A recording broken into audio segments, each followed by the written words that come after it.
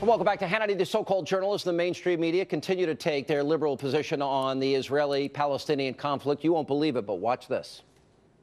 Living under the threat of rocket attack is certainly a psychological trauma. But what would you say to those who argue that the rockets are essentially very ineffective, they rarely do damage, and that the response from the Israelis is disproportional to the threat that they're under? Well, I would say that to the 3 Israeli people who were killed by one of those rockets, the 150 Israelis who have been wounded physically and psychologically by this. These rockets paralyze an entire country. There is no school. People cannot go out of their houses, out of their bomb shelters. Again, that's an utterly intolerable situation for any country.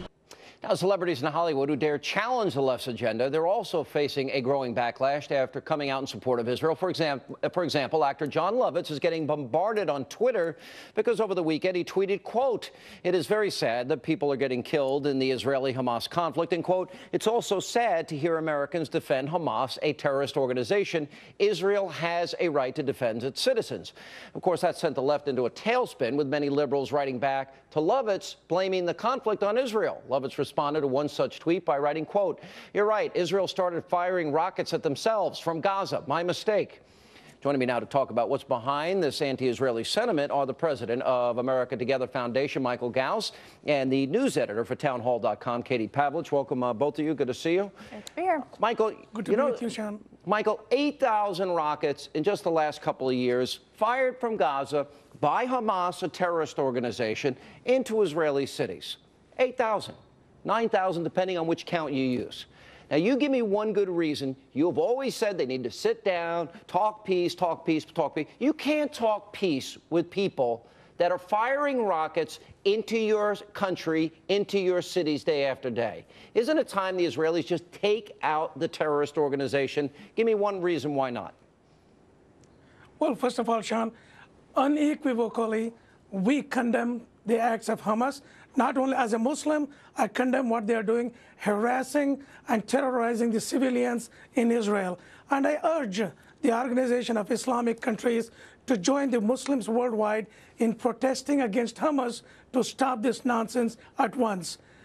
And that is wrong. On the other hand, Israel needs to hold it back too. You cannot have a genocide there, Sean, that will create more wars, more conflicts. We need to stop this ceasefire immediately and get them, both sides, to the table to talk and find a resolution to a conversation Michael, rather than killing each other. Michael, this is coming Egypt. This is coming on the North Lebanon. Israel is now surrounded, and all of this is one big proxy war for Iran anyway. So ultimately, doesn't this mean the Israelis are justified to finally take out the nuclear sites of a country that continues to threaten its very existence? I do agree with it. President Obama has said that Israel is justified in defending itself. But Sean, justifying is not the right thing to do. What is the ultimate goal? To find security for Israel and justice to the Palestinians. With that goal in the mind, the actions of both Hamas and Israel do not contribute towards that goal. And we need to get them to sit down and talk. Well, first of all, the way that you have a ceasefire between Hamas and Israel is you tell Hamas to stop firing rockets into Israel. And we had 400 rockets fired into Israel over the weekend. Like you said, Iran has a huge role in this, in funneling arms and funneling weapons to Hamas. And for you to ask that Israel is the one who needs to sit down here, Israel has been more than patient with the Arab Spring. They've seen Arab countries all around them crumble while they sit in the middle. They've seen President Obama tell the Palestinians that they should be able to go back to 1967 borders, and Israel should give up even more land to the Palestinians, who, quite frankly, haven't done a whole lot to take out Hamas, to prevent situations that are going on now. And you know, we've mentioned the death toll with the Palestinian people, but that can be a lesser number if Hamas wouldn't place their rocket launchers in schoolyards and next to mosques where civilians are being used as human shields. It's pretty simple here. Israel has been more than patient. Michael, you were wrong on the Muslim Brotherhood. Now, to nobody's surprise, Egypt is coming down on Hamas's side. The Turkey prime minister is coming down on Hamas's side. Why is there all this tolerance in the Muslim world for terrorism? Why is this always the case? Sean, we need to go back. We really need to have a full-fledged discussion on it. I mean, what Hamas is doing is wrong, and we condemn it without any doubt. Why is there tolerance in the Muslim world for terrorism all the time? Why is it always justified away? Well, because they see that Palestinians are being bulldozed, their rights are being taken out, their homes are being taken out unjustifiably. There are illegal settlements. Israel's the victim of these rockets in their cities. You don't fire rockets in. All right, I'm a little behind. Stay right there. We'll pick it up more with Katie both and are Michael. victims. Stay right there, Michael. And then the president with the President of America Together Foundation, Michael Ghouse, and the news editor for townhall.com, Katie Pavlich. All right, so I'm asking Michael why, whenever this happens, there's always support in the Islamic world for the terrorism. Right. Why? You know, I'm not sure, and I think it was Michelle Malkin who pointed out a recent poll that was taken in Indonesia, where 1 of 10 in Indonesia said that it was justified to use violence for jihad.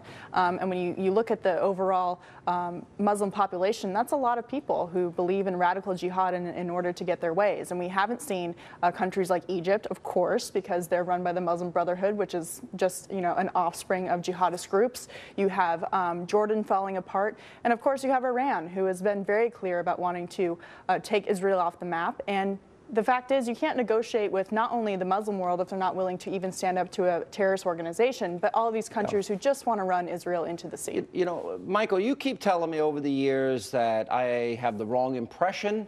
You told me that Egypt would elect a moderate government. In fact, they went with the Muslim Brotherhood, a terrorist organization. The Iranians keep threatening to wipe Israel off the map. Hamas keeps firing thousands of rockets into Israel.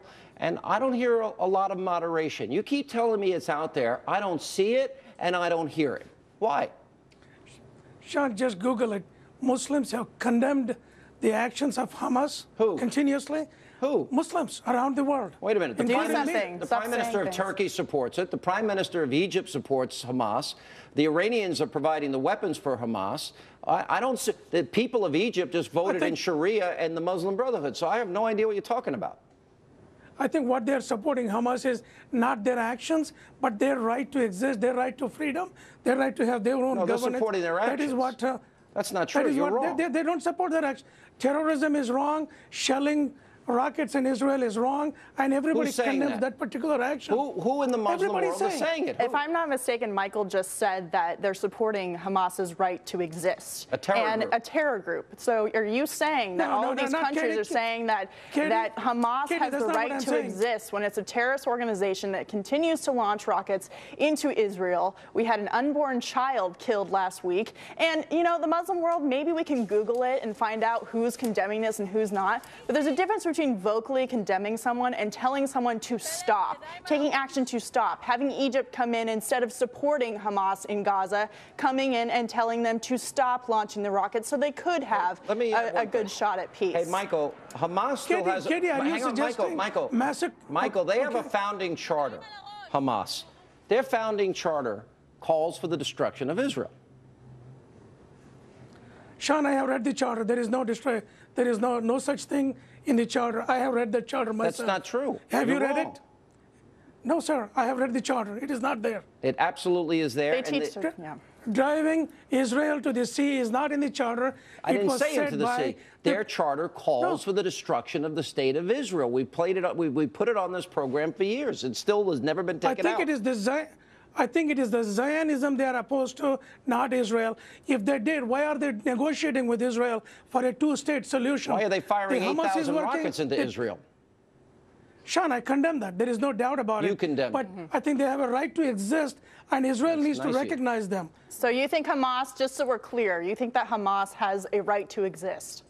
A terrorist organization, Hamas has a right to exist. Are you suggesting massacre them, Holocaust them? I'm suggesting that they stop firing rockets into Israel so that Israel doesn't have to retaliate.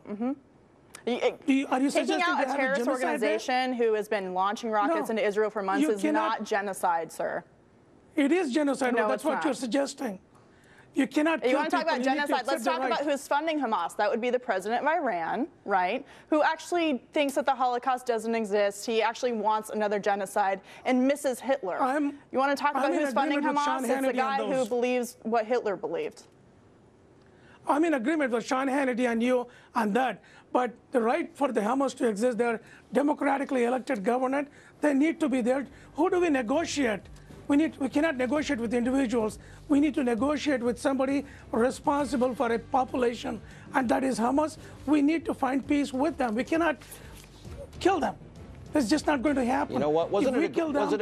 Last question. We saw the Hamas military leader get taken out by Israel. Was that a good thing? Well, that was the right thing to do, get the bad guy out instead of getting there doing the collateral damage. It was the right thing to do. Okay, so taking out military leaders who are terrorists is a good thing to do. So you actually agree with Katie and I. But I got to go. Thank you for being with us. Katie, good to see you. Great to see you.